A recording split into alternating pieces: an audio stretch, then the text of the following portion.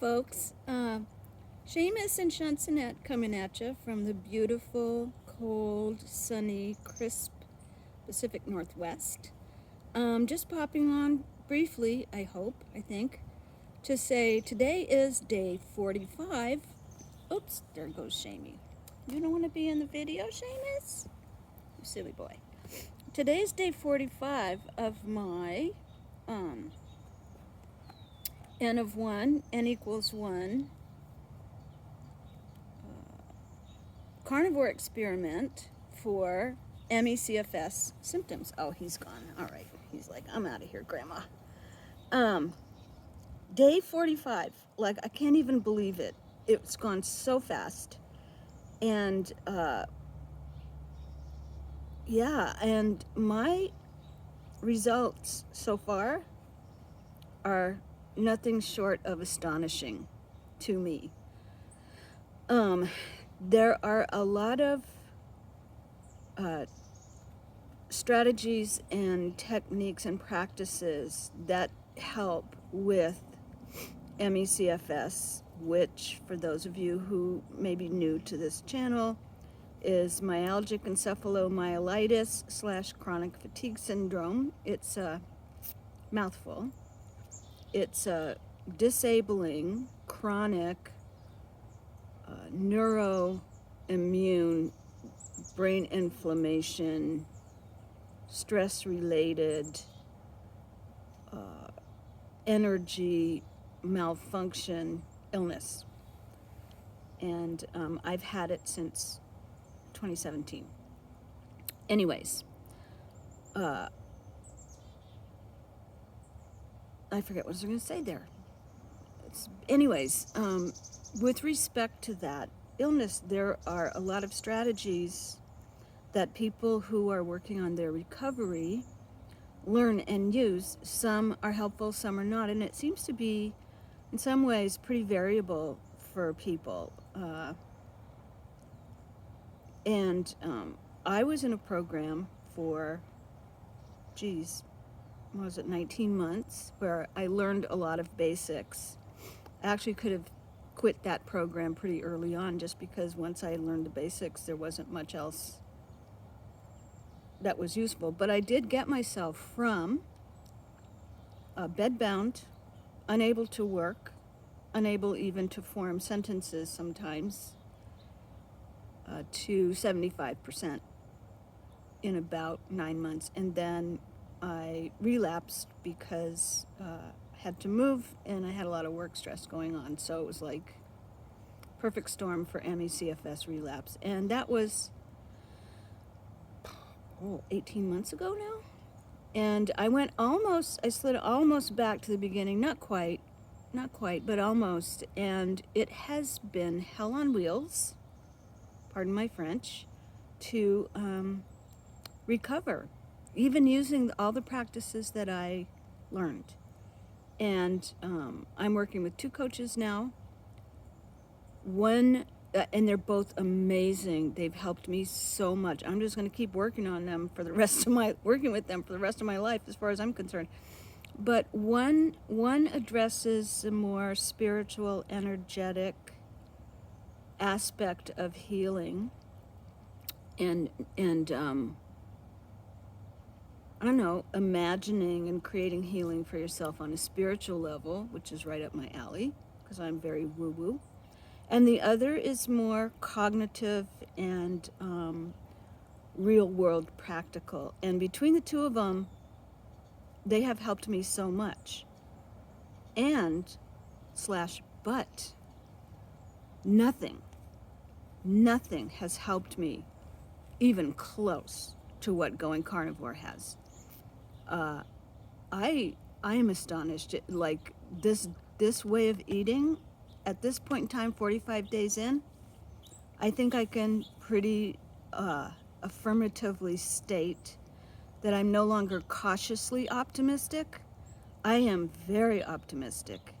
And, between the autonomic nervous system practices that I'm learning, the discipline that it takes to rest on a regular basis and not to overdue and all that kind of stuff while your body is healing, that consciousness aspect, all of that is a huge piece of the puzzle. But without carnivore, it wasn't getting me anywhere. I had a couple weeks of being able to go see my horse and being able to go out and do some food shopping. Not every day, not 3 times a day, nothing like that. Like I used to be able to just get up and go out. Normal people do. They don't even think about it. But it'd be like major days in between, still on the bed a lot, like mostly on the bed, but able to get up and function. Now, that's completely reversed. I am on the bed, I don't know, couple hours during the day. I take a late morning rest and a mid-afternoon rest. And used to be like not that long ago, the late morning rest could be, that's the end of the day for me. And if it wasn't the late morning rest, it would be certainly the mid-afternoon rest. That's it, I'm done, and I can't function anymore. 2 days ago, I worked for a few hours. I put up a whole bunch of outdoor lights, cooked for my family, and then later that evening, we put up the tree, which I had to help with, which was physical because I had to hold on to the tree. And I put some more stuff up outside and inside. And I went to bed feeling so good, feeling like, you know what, I've lived a life. I've lived a day of life. And I woke up the next morning and I was fine. I was a little tired, but it wasn't post-exertional malaise, which is, we call that PEM, which is with this illness, you go outside your energy envelope, the mitochondria go, oh God, they go belly up, and then you can be in bed for days after that, weeks, months, and it can even send you to the next level down of severity. Well, I didn't have any PEM. I'm still not having any PEM. I'm like, I'm fine. If I was gonna have PEM, it would have happened by now. And I feel really good.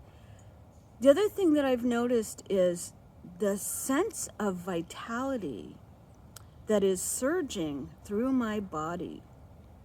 And it's not adrenaline, because I'm very, very calm. That's one of the things of being in ketosis.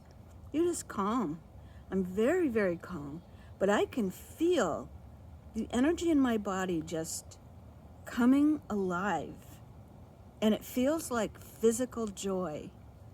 And my job now is to go, okay, that feels really good, but I am not going to go clean up the garage. Trust me, I've done that before. It didn't work. So anyways, I didn't want to make this a super long video. I just wanted to check in and say, yeah, this for me, this is a really, really good idea. And I can't wait to see what happens in 45 more days. You know, I made the commitment 90 days. Well, I'm here to tell you that I'm not putting a time limit on this now. This is how I'm rolling. You know, until God in the body says, no, start eating vegetables and crap. And if the body says that, I'm going to go, no. And if God says it, I'm going to say, are you sure, Lord? Because, you know, that wasn't the best idea. He won't do that. This is how I'm going to live, because it's living. It's actually really living. And I am overjoyed. And then last but not least, I just want to say a huge shout out to all of you beautiful people who have subscribed to this tiny little backwoods nondescript grandma channel. Oh my God, you have no idea how much you're encouraging me and how much I love that you're there, and that you find what I'm sharing worthwhile. I got a request the other day from oh God, brain fog. What? Oh, unsung hero, who is a horse person, to put more of my Appaloosa on my, you know, post pictures and stuff like that. So I'm going to be doing that because he really is, it's not a diversion. He really is my true north. And those of you, well, even if you don't have ME/CFS, but you're, you know, you're doing carnivore for, you know, whatever different reasons, I highly recommend feeling your way into what is your true north.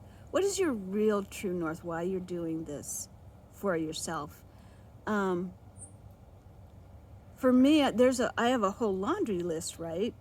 But ultimately, what ME/CFS robbed me of was quality time with my horse to learn how to be a good horsewoman with him and to develop our relationship and to go on adventures with him and to play with him. This illness robbed me of that. I take really good care of him in the sense that I'm providing a good home for him and all that kind of stuff, and trainers when I can find them, and people to play with him. And he lives in a wonderful place with his Auntie Diane, who he's known since he was a long yearling, and he adores the crap out of her. But it's not the same as having my own relationship with him. Like, it wasn't the deal. That's not what he and I signed up for. Maybe on a soul level we did, I don't know. So he's my true north. He's why I keep experimenting. Because my dream since I was born has been to have my own horse. And he came to me when I was 68 years old. And I just refuse to believe that he came to me when I was 68 years old, my soul horse. When he was 3 weeks old, I was 68. In order for us to like never see each other. I don't believe that, not for a heartbeat. So that's my true north. And my question to you is, and I'd love to see your comments, what's your true north? What keeps you going? And if you don't know what it is, what do you think it might be? Anyways, I love you guys. I got to go back and finish doing the dishes, and I hope you have a fabulous day. I know I'm going to.